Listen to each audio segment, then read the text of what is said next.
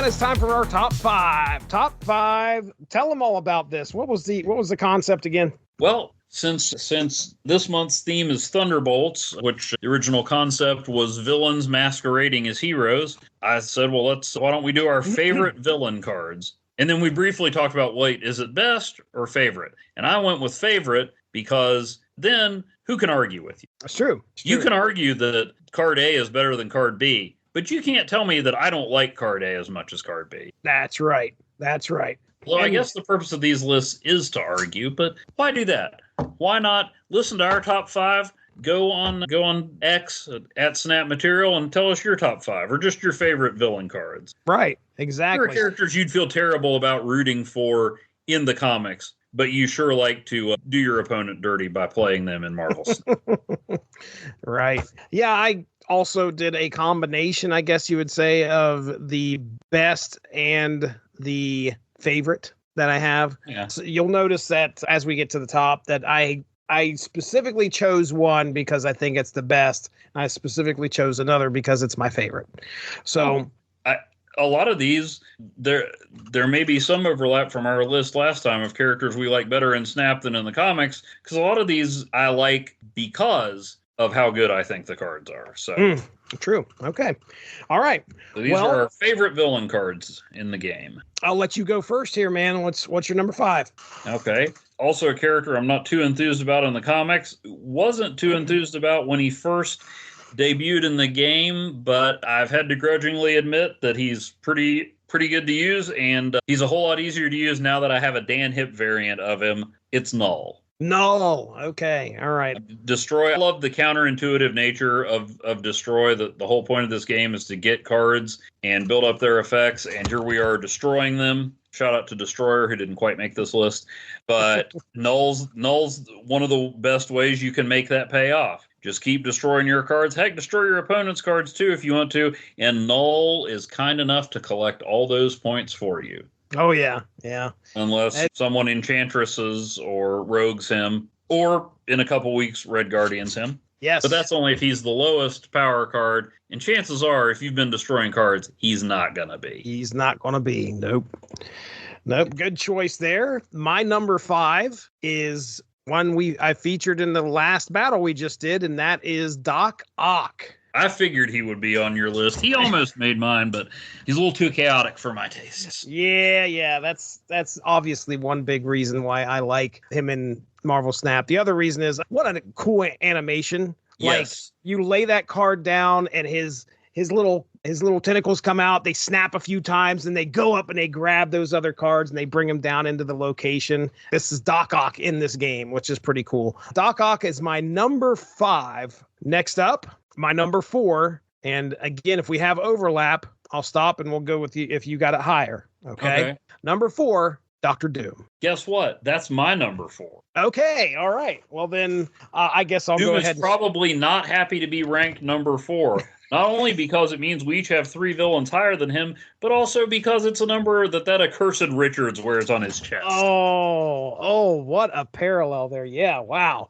Yeah, Dr. Doom. Why do you like Dr. Doom, Jesse? Well, hey, I think that Dr. Doom was a staple in a lot of decks, probably about, I don't know, at least 6 months ago, maybe even more, where he is 6 cost. And they even kind of, they ended up nerfing him a little bit, but then they buffed him again, if I remember correctly. But 6 cost, 15 power, but that 15 power gets spread across 3 lanes. And that helps. And if you can get him out there and you got to turn 7 and you throw out Odin, well, there's another 15 power that your sides are going to get. Also, I don't know if you've ever heard the term, as far as Marvel Snap goes, ramp. Have you heard that at all? Okay. So I don't know if I completely understand the concept, but my understanding is... Kind of like a wild onion, right? I guess. I don't know. Sure. Okay, like building up. Okay, I got building up. Yeah. So I think you get but Sandman out there. I actually have a deck I created not too long ago, Sandman, and then it has cards like Dr. Doom in there. But my goodness, great villain. and a great card to play because he will help your side win. And he's been on the side of good a couple times. He's always, but he's more of a more of somebody you want to be. 95% evil though. Yeah, he's more of a person you want to be wary of. So anyway, how about you? Arguably the best villain Marvel Comics has produced. I absolutely 100% agree. I used him a lot in the early days, and every time I think, maybe I've outgrown him, need a little bit more power. It's like, but 5 power instantly across all 3 lanes, maybe in the Sanctum Sanctorum, or maybe in a flooded area. It can make the difference. Yes, it can. And nice to pair with Patriot. But who doesn't want to work with Patriot? He's such an inspirational leader and legendary hero. So, and like you mentioned, Odin can fire up those Doom bots. Absorbing Man can bring you some Doom bots. And just, it's hard to capture every aspect of a character in a card, but some of them really nail one particular aspect. And Dr. Doom and his Doom bots, which often you don't know it's a Doom bot until you try to land that final blow and find out that Dr. Doom hasn't even been there the whole time. Right. So that's a cool representation of one of the really distinctive elements of Dr. Doom. Agreed. Good choice. Good choice. All right. What's your number 3? My number 3 is a villain who can be particularly dangerous to me when I'm playing against him. Maybe that's why I try so hard to make him work by teaming him up with his classic long-standing allies like Polaris, Stegron, and Arrow. All names that you immediately associate with Wilson Fisk, the kingpin of crime. I don't like the idea of large men stomping their enemies in real life, but it's a pretty cool animation. Oh, yes, it is. And so it used to be that he destroyed cards that moved onto his face in turn 6. Now he subtracts 2 from their power whenever they move into his territory. And if I've learned anything from reading Spider-Man and Daredevil over the years, you do not want to move in on the Kingpin's territory. No, you do not. So not another good representation. A lot of times he's got that suit, but that animation, it's a good effect and a representation of just how nasty Wilson Fisk can get. Although I prefer the variant with the big Hawaiian shirt. Man, was him and Arrow hanging out all the time for quite a while. All the time. Good choice. All right, my number 3. Tell me if you've got this any higher. Magneto. I do not. Okay. All right. Although he's Magneto. A good team up with the Kingpin. Yeah, I was just sitting there. I thought that's where you were going. I was like, Polaris. All right, that's Magneto. Yeah. I thought that's exactly where you were going. Yeah. No. Whenever I put Magneto and Kingpin together, I usually end up naming it Acts of Vengeance after that 80s crossover where all the villains traded opponents. I love it. Yeah, Magneto for me. Listen, for the longest time, he was the guy that I relied on in one of my standard decks that really he throws a wrench into anybody's idea of how they're going to win a lane, because all of a sudden here comes Magneto and he's pulling stuff away and putting it into a lane that it wasn't in the first place. Whatever power was in those other lanes is now gone. And he has won the game for me many times, where just laying him out. So just by himself, just by laying him out, he's able to impact the game that much. And that makes him that much more of a versatile. That is a great word. A versatile card that you can put in just about any deck if you've got space for it. Magneto's the one to go. Great villain too. My goodness, there is, as far as iconic villains go, the mutant. My goodness, Master of Magnetism. Thank you very much. Mutant Master of Magnetism is not too shabby. All right, then. I can certainly see why Magneto is an attractive choice for you. Oh, look out. Oh, man. I don't know. Some people might find that a polarizing choice. All right. Number 2 on my top 5 villain Marvel Snap cards. And tell me, again, if you've got this, let me know. Thanos. No, because I don't have that card, so I didn't really think about him. And this is the first time I think it's backwards, where I actually thought of a card that I don't have, and you did not. There will be a lot of people out there that are going to argue that Thanos, as far as Marvel Snap goes, is the villain card. And that is because, well, it's called Marvel Snap. Who was the guy who Who was the person that snapped? Well, there's plenty of those around, but the first person that did it that made Snapper Carr. Snapper Carr was all around talking a bunch of he was hippy dippy and all over the place, and it was crazy. Marvel Snapper Carr.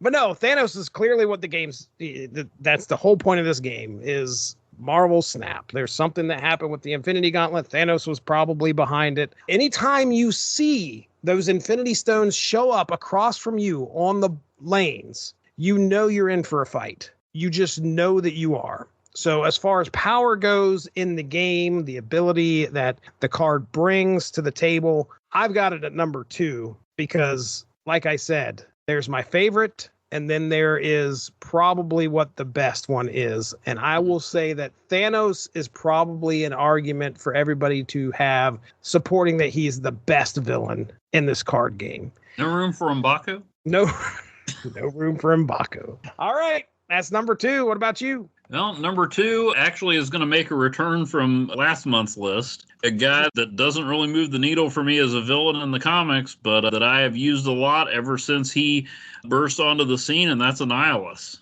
Oh yeah. He was on my list there for a few, but I took him off. Go ahead.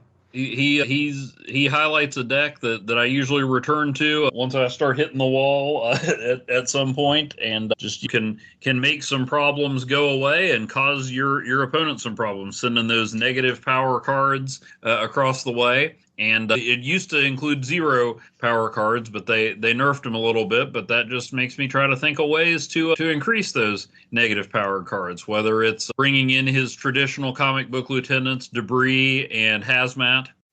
That's sarcasm. And or having Selene drag down a low power card into the negative zone. Yeah, see what I did there? And or sending back a goblin that just wasn't your size. Good one. Annihilus is a pretty effective foe and a bad guy that I don't mind trotting out against my opponents. Nice. Very nice. All right. Then I believe you've got number 1 first here. So what is your number 1? And actually probably should have figured into my top 5 last time. A guy who generates a hearty for me when he shows up in comics or cartoons, although not in the movies, though. I think we need a Michael Keaton variant of the Vulture. The Vulture. Wow. I have used him. He's been one of my favorites from the early days. Getting Ghost Spider is a nice partner for him. Great host of the Phoenix Force. Yeah, okay. When you move him from one location to another, he gains, I think it's 6 power now. It used to be 5. I'll take that extra +1. Team him up with Heimdall, Doctor Strange, Iron Fist, who I'm sure you remember from the classic 70s issues of Vulture Team Up. Just an effective card, a fun card to try to get to work, even though if he's not Michael Keaton, or my first choice for the cinematic Vulture, Creed Bratton from The Office, doesn't always work for me in the comic books, but works for me in Spider-Man Homecoming, and he works for me in Marvel Snap. Yeah, that's good. That's a good pick, man. Yeah, as far as Marvel Snap goes, if he's in I wasn't using Move a whole lot until Hercules came along. Oh, yeah. Yeah, good fastball special partner with Hercules. Yes, sir. Good pick. That was kind of, I wasn't expecting that for some reason. I wasn't expecting Vulture, but I love how you definitely have some passion for it because of the films that you've seen and stuff like that. So I like that. That's really cool. Also, can I share? I think I talked about this on here when it happened, but can I share my favorite Vulture play? Yes, please. I was in a game where 2 of the locations were the cloning vats and Asteroid M. Oh my gosh. And the best thing was it didn't just give me another Vulture to boost from 3 to 9. It cloned the Vulture at his higher rate. Oh, yes, that's right. Played a 3-cost Vulture. He got yanked over to Asteroid M at a 9. A 3-cost 9-power Vulture appeared in my hand. That's Next great. turn, I had a 3-cost 15-power Vulture perched at Asteroid M and a 3-cost 15-power Vulture in my hand. Oh. Good day. Yeah, that's good stuff right there. That's real good. Well, speaking of locations, my number 1, as if it is unknown to what I'm going to say right now, as far as villains go, that is Legion. And I've just go back and listen to, I don't know, grab like 10 minutes out of every episode that we've ever talked about, and you could probably find me talking about Legion at some point. Yeah, clearly I'm a fan. It is my favorite villain slash card in this game. Whatever locations are featured now, it is like the thing for me. Like right now, as we're talking, Shuri's Lab is featured. So I'm already going like, okay, Legion works with this, how? And what can I do? Okay, Shang-Chi's going in a deck with Legion. I'm going and probably absorbing man as well. It's one of those things where I am constantly trying to figure out how to use this card to my advantage. And a lot of times the people on the other side of things have no idea what's going to be happening. It completely wrecks their strategy, because now they have to deal with whatever, provided it's a powerful enough location, but now they have to deal with, how am I going to make this work? And so as far as villains go in comic books, he's not one that's very popular. However, he's one that's been used. You've read more X-Men than I have, but we just read Legion Quest and talked about that. It's actually something that we've recorded and haven't aired it yet, but we've talked about Legion Quest. He's pretty much the reason for the Age of Apocalypse. He is also the son of one of the most powerful mutants out there, Charles Xavier. And a lot could be said like that David Haller, which is Legion's real name, is actually even more powerful than Professor X, and he's unhinged. So he's a cool character in my opinion too. He time travels back in time and accidentally kills his own dad, creating a massive paradox. And like I said, leads to the Age of Apocalypse. I can't gush much more about Legion, how much I love to put decks together that feature him and in order to throw wrenches into things. So number 1, top 5 villain Marvel Snap card, Legion for me. All right, there it is, Evan. We did it. We got through Hang on, Jesse. Oh, that's right. I've got a bonus top 5. Yes. Because I didn't think this list would be very hard. And then it started getting bigger, but then I found a way to pretty much eliminate folks from it. And your number 1 actually is a great segue into it, because my favorite story is about Legion. He's not a villain at all. Oh, okay. All right. X-Men Legacy was a story that focused on him kind of trying to overcome his mental problems and deal with the legacy of his father and see if there was a better way to be an X-Man. And then one of the highlights of the Krakoa era was Way of X, that featured Legion and Nightcrawler trying to figure out what the heck was wrong with Krakoa. So one way that I kind of cut my list down was by taking off people who I'm not quite sure they're villains. Okay, all right. So I'm going to give you my top 5 favorite villain cards.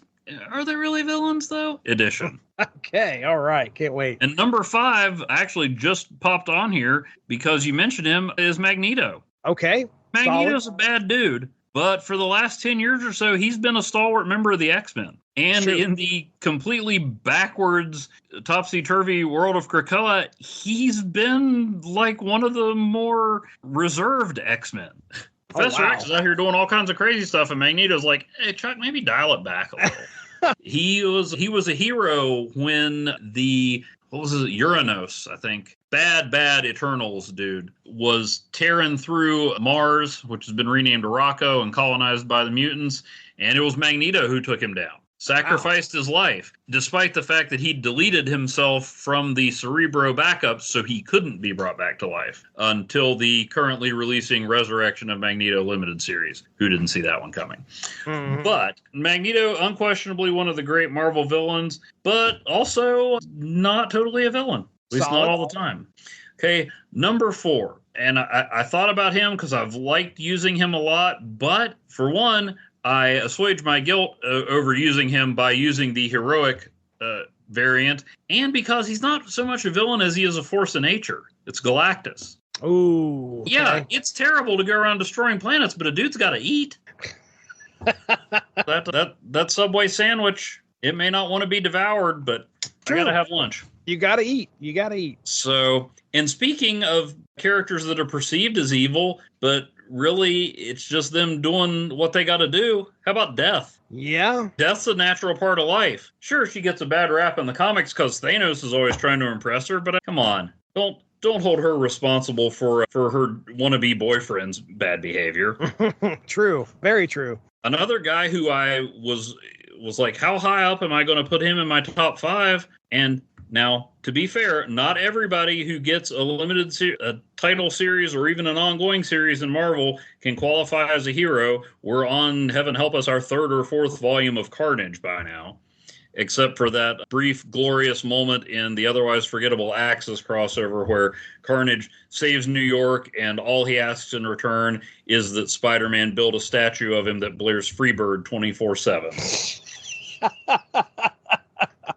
But that's not the symbiote I'm talking about. I'm talking about Venom. Venom. Yeah. Venom, you know, I like Destroy decks. I like him even better when I can feed that power to Knull and keep that power at the location. And have that sweet variant of Venom standing on a roof in a thunderstorm, only recently supplanted by a Dan Hip Venom. So, but you can't. He saved the world and the universe from Knull. He's still a protector. He's trying to be a little less lethal. So it just felt bad calling him a villain. Fair enough. And the number 1 villain, but is he really? Is a guy who I'm not even sure of his status quo in the comics because he's been supplanted by his more modern cinematic interpretation. An entry on many of my lists, and the number 1 entry on a lot of my lists, there's always room for M'Baku. M'Baku. I don't know. I haven't seen the M'Baku incarnation. I've only read him in pretty forgettable stories as Man-Ape, but we don't do that anymore.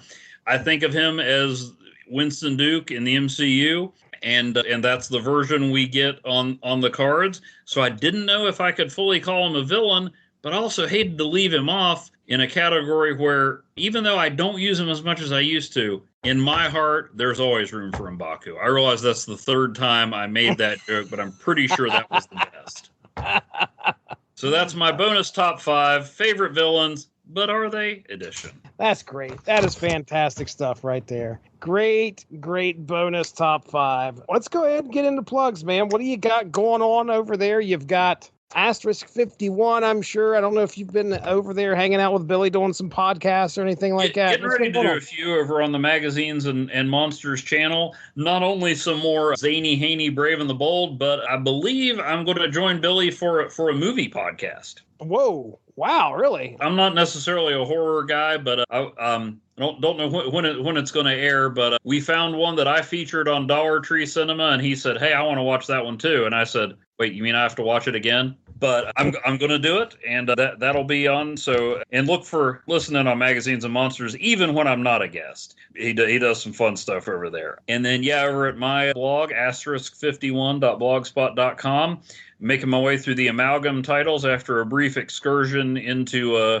Dollar Tree Cinema Godzilla King of the Monsters edition, or as the French title also on the box says, Roi des Monstres. Oh. Yeah, you can get some good movies at Dollar Tree if you don't mind if it's the foreign title on the outside. You can still set the language track to English. So, working on that. Okay. All right. Very cool. All right. Well, hey, ladies and gentlemen, you're listening to Snap Material, where Evan and myself jump into the Marvel mobile card game Marvel Snap. So check out previous episodes if you're interested in our thoughts on some of the previous seasons that's occurred. And there is the Source Material Comics podcast right now that has aired, I think, this week. The Mask returns. And if you've watched Jim Carrey's The Mask in theaters, well, be ready, because these comics are way different. A lot more violence come out from Dark Horse in the early 90s. Me and Mark Radlich discussed those, and we've had some pretty good discussions. So the second iteration of the comic book, The Mask Returns, is pretty good. So we had a fun discussion that aired this past Monday on the 1st of April. And then upcoming... Those are the ones where the guys have the high-tech helmets that control cars that transform into fantastical machines? Incorrect, sir. Not that mask. Not that mask. All right, I better listen to the podcast. Then next upcoming Monday, you can hear myself and Chris Armstrong discuss Darkman, the 3-issue comic series for the Unspoken Issues. That's what we're going to be discussing. Speaking of Darkman, that flea market I told you about, that I went to the other day. Yes. I found Quasar number 17. I also found all 3 Darkman movies on DVD. That's right, because I asked you, it's like I had no idea it was a trilogy. We get into a bit of a discussion about the second one, because he's a big Sam Raimi fan, and of course he was watching Darkman and has his own podcast there, Small Screeners. And from what I understand, 2 and 3 were, from 2, you were the one that told me about 3, but direct to video for sure. So anyway, we keep an eye out for that. It was an interesting discussion. So, all right. Well, with that being said, we are going to get out of here. Thank you very much for joining us. We'll be talking to you next month. That over there is Evan Bevins. I'm Jesse Starcher. Have a good one. Bye-bye.